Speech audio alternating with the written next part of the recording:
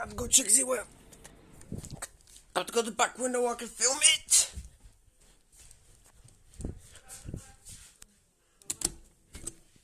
Don't know if I can see it. Spotted you.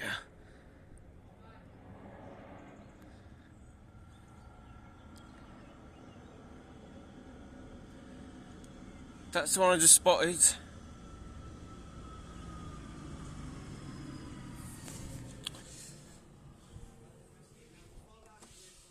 Alright, so I'm gonna get to my computer screen and I'll show you what that was. I just saw it from passing over. So I'm gonna get my computer screen and I'll show you what that was.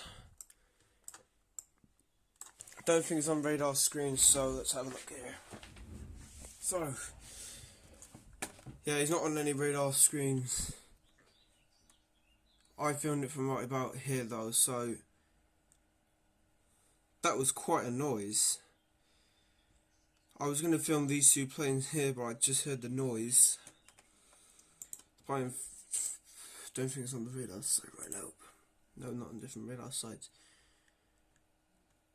That was quite a noise. I thought there was sound like a tractor coming down that road. I did saw one though. So the helicopter. I'm just going to try and get a different radar screen.